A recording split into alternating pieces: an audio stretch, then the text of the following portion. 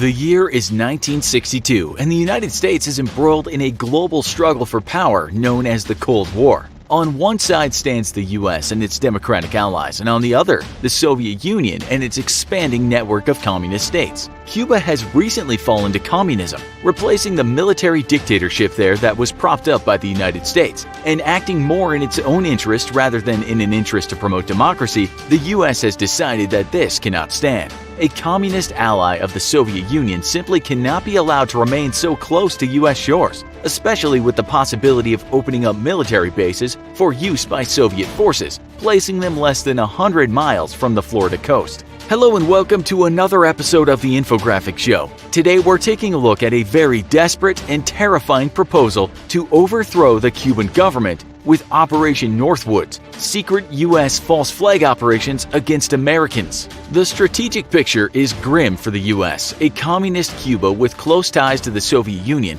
could serve as a staging area for Soviet forces in preparation for an attack into the United States. This is a position the U.S. has not been in since the War of 1812. And after the burning of the American capital at the hands of the British, the U.S. military has vowed that no enemy shall ever set foot on American soil again. Yet now there's the potential for hostile Soviet forces to be based just a few dozen miles from Miami. And Soviet Navy and Air Force bases in Cuba could not only threaten targets in the U.S., but also cripple the U.S. economically by blockading the Gulf of Mexico. A Soviet invasion force could board its ships and in a matter of hours be making landfall in Miami, or use the strategically important shipping port of Mobile, Alabama, to unload thousands of troops virtually unopposed, requiring at least 24 hours to marshal a response force. Such an invasion could be pulled off before the majority of U.S. naval forces could respond, leaving several key port facilities in Soviet hands and making the offloading of even more troops easier. There are, of course, even greater concerns from Soviet nuclear forces. Right now, with the aid of a picket line of powerful radar installations across the Arctic Circle, the U.S. and its allies can detect and respond to a Soviet nuclear launch or incursion by nuclear bombs with plenty of time to get its own nuclear forces in the air. Any Soviet forces located in Cuba, though, could strike deep into U.S. territory well before America can respond. And its fighters would have practically no chance to stop Russian nuclear bombs striking into Florida, Alabama, Georgia, or Louisiana. Then there's the fear of Soviet ballistic nuclear missiles, which could be launched and strike their targets in a matter of minutes, potentially knocking out the U.S.'s ability to respond and leaving America completely vulnerable to a total defeat of World War III. For the United States, it's clear a communist Cuba cannot be tolerated. And almost as soon as Castro takes power, plans begin to depose him. In 1962, the United States launches Operation Mongoose, which will become one of the most ambitious and flat-out crazy intelligence operations in all history. Mongoose will pull together all the various arms of the U.S. intelligence services in a bid to figure out ways to either replace Castro, outright kill him, or at the very least diminish his influence. Nothing is too crazy to try. From exploding seashells placed by Navy divers at his favorite beaches to the training of one of his ex-lovers to murder him mid-coitus, there's no avenue too out of the box to explore. The CIA even considers exposing the leader to high levels of estrogen and chemicals that'll make his hair fall out, all in the hopes that Castro's rugged, manly persona could be turned into a whiny, overly hysterical, emotional wreck with breasts. That's right, the CIA tried to defeat Castro by giving him breasts. You heard that correctly, and you heard it here on the Infographics Show. Yet, while CIA spooks were coming up with all sorts of crazy and zany ideas to either kill or humiliate Castro on the international stage, the Joint Chiefs of Staff, supreme commanders of the various branches of the U.S. Armed Forces, had a much more straightforward idea. They say that to a hammer, every problem looks like a nail, and the U.S. military is very much a hammer, and Castro was very much a particularly troublesome nail. At first, they floated the idea of simply bombing Castro, not secretly, the way the CIA planned to do in a bid to avoid international outrage, but much more overtly with a strike by military aircraft. Short, sweet, and very much to the point. Within seconds, Castro would be less a bothersome nail that needed hammering and more a floating cloud of ashes. When the Joint Chiefs were reminded, however, that this was not the way the U.S. did things, they realized that if they wanted to kill Castro dead, and they definitely did, then they would need an excuse to do so. Thus, the hammers decided to get sneaky. and came up with one of the most morally abhorrent plans to remove Castro from power in U.S. history. With the CIA elbows deep in Operation Mongoose, the official codename for the removal of Castro, the Joint Chiefs decided that the best way to kill or remove Castro would be through military force. Yet, an unmerited invasion of Cuba would have not just disastrous political consequences, but would never be supported by the American people themselves. The U.S. would need a reason to go to war against the tiny island nation, something that every American could get behind and support. Under the codename of Operation Northwoods, a series of plans to justify the invasion of Cuba were drawn up. Known as false flag operations, the Joint Chiefs drew up a series of plans to conduct hostile operations against its own military and civilians, as well as those of neighboring nations, while making it look as if the attacks were being carried out by Cuban operatives. To achieve their ultimate objective of a Cuban invasion, the Joint Chiefs made the following proposals, all to be carried out by clandestine American agents. Number 1. Attacking Guantanamo Bay Naval Station, either with teams of fake commandos who would then be captured, or by lobbing mortar shells into the installation from outside of its boundaries. Aircraft could be purposefully set on fire and sabotaged by individuals inside the base, and a ship, either a real Navy ship with actual sailors aboard or a drone ship, could be blown up in Guantanamo Bay itself, with the blame falling on Cuban military forces. This would be purposefully reminiscent of the Remember the Maine incident in 1898, where a U.S. battleship was sunk in Havana Harbor, with the death of 260 American soldiers. The incident helped spur the American public to support a war against Spain and secure Cuban semi-independence. Number 2. The Pentagon would foster a homegrown terror campaign in Florida, Washington, and possibly other cities, all perpetuated by fake Cuban operatives and blamed on Cuban refugees seeking haven in the United States. This would include the gunning down of American civilians on the street and the planting of bombs in public places, all with the intent of whipping up the American public into a frenzy against Cuban refugees and thus Cuba. Number 3. Perhaps because even the Joint Chiefs thought at the time that murdering American civilians might be too cold-blooded, they also suggested that instead of terror attacks against American citizens, they could launch a series of fake terror attacks against Cuban refugees, or sink boats which they point out could be real or simulated full of refugees. The purpose of this campaign would be to foster a sense of pity for refugees from Americans, who would surely support a war against the evil Fidel Castro and his Cuban government. Number 4. Supporting Cuban efforts to subvert governments of Haiti, Dominican Republic, Guatemala, and Nicaragua. The U.S. was fully aware that Castro was secretly funneling aid to guerrilla movements in those nations, in the hopes of expanding communism across the Caribbean. The Joint Chiefs suggested actually helping those plans along and exposing them so as to draw international consternation against Cuba and justify an invasion in the name of keeping the peace. The plan listed as an example raids by the U.S. Air Force flying fake Cuban B-26 or C-46 aircraft into the Dominican Republic, where they could launch attacks against sugarcane fields, even using Soviet incendiary munitions. These attacks would be supplemented by fake messages from Cuba to the communist underground present in the Dominican Republic, and even shipments of weapons and explosives which could be conveniently intercepted on the beaches. Number 5. MiG-type aircraft flown by U.S. pilots could be used to harass civilian airliners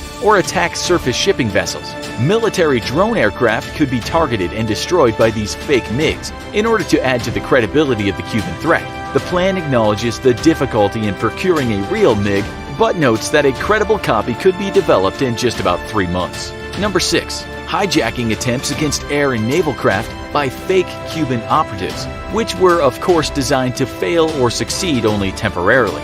Number 7. The shooting down of a chartered civilian aircraft, which would be secretly a repainted U.S. Air Force plane. The aircraft would be remotely piloted, and in the press, the American people could be told that it was full of U.S. college students off on a trip to South America. This plan involved the drone aircraft and a real aircraft, which would really be boarded by fake passengers. The drone aircraft would rendezvous with the real aircraft at a determined location off the Florida coast, and the drone aircraft would then continue flying the flight path filled with civilian aviation agencies. The real aircraft would immediately dive to minimum altitude and fly back to an auxiliary airfield in Eglin Air Force Base, with the fake passengers offloaded. Once flying over Cuba, the drone would transmit a mayday with a pre-recorded message saying that it was under attack by Cuban MiGs, and then the drone would be remote detonated via radio. This would allow civilian radio installations around the Western Hemisphere to tell the US what had happened, rather than the US itself trying to convince people of what happened. Number 8. While just 15 to 20 miles off the Cuban coast, a U.S. Air Force fighter jet would radio a distress call, saying he was being attacked by Cuban MiGs. The jet would then dive to a minimum altitude and fly back to an auxiliary airfield in Eglin Air Force Base, where the jet's tail number would be changed and the pilot, flying under an alias, would resume his real identity and rejoin his real squadron. Then a U.S. submarine would secretly disperse jet parts and a parachute off the waters of Cuba, as if to make it seem like a U.S. Air Force jet had really been shot down. The Joint Chiefs quickly took their proposal straight to President John F. Kennedy, who read through the briefing document and immediately denied it. Appalled at the lengths to which the Joint Chiefs were willing to go to justify an invasion of Cuba, President Kennedy would go on to fire General Lyman Lemnitzer, chairman of the Joint Chiefs of Staff. Though Operation Northwoods would have indisputably achieved its objectives of giving the U.S. a pretense to go to war against Cuba, President Kennedy could not stomach the sheer horror of some of what the Joint Chiefs seemed ready to do in order to get their invasion. Kennedy's strong and immediate reaction to Operation Northwoods would go on to make the Joint Chiefs believe that he was soft on Cuba and create a rift between himself and the military, which would last until the Cuban Missile Crisis. Thankfully, once again, President Kennedy would stand up to the Joint Chiefs during the crisis and reject the use of force, potentially saving the world from World War III. In the end, Operation Northwoods was an immoral and un-American proposal to justify a needless war and proof of why civilian leadership of the military is vital for the health and well-being of any democracy. Do you think Operation Northwoods would have actually worked? Also, make sure you check out our other video, Breaking the Iranian Embassy Siege, Operation Nimrod. Thanks for watching, and as always, don't forget to like, share, and subscribe. See you next time. The year is 1962, and the United States is embroiled in a global struggle for power known as the Cold War. On one side stands the US and its democratic allies, and on the other, the Soviet Union and its expanding network of communist states. Cuba has recently fallen to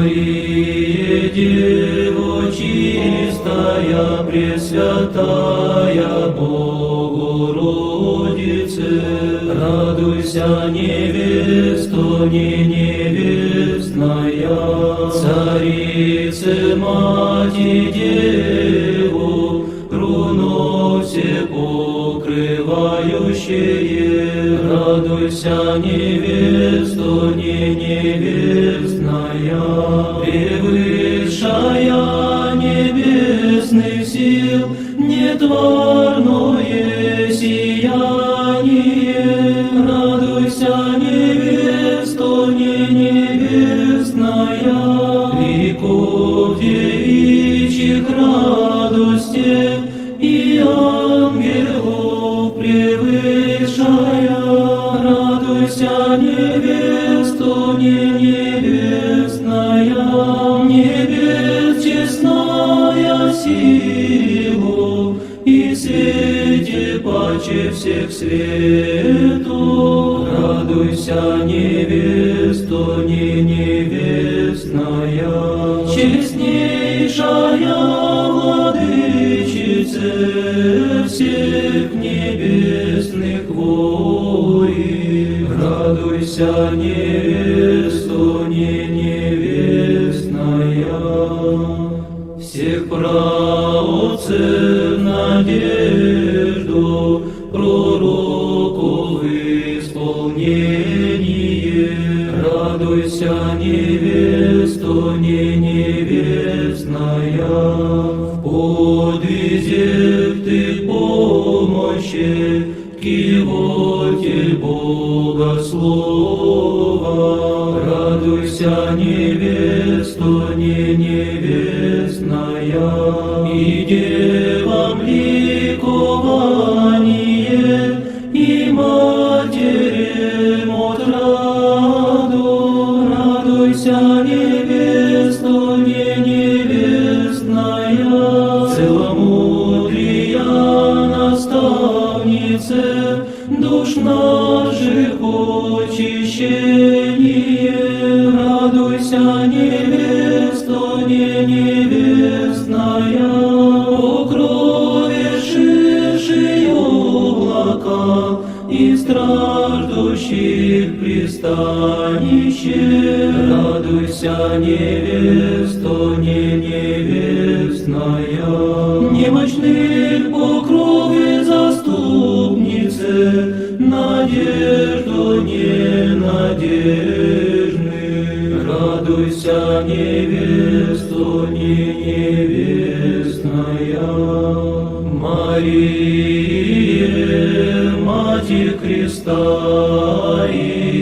истинного Бога, радуйся, невесто не невестная, Ааронов жезле прозявший, сосуде тихой радости, радуйся, невесто не невестная, всех сирых и вдов утешение, в бедах и скорбях помощи, радуйся, невесто не невестная, священная и непорочная, владычице всепетая, радуйся, невесто не невестная, преклони ко мне милосердие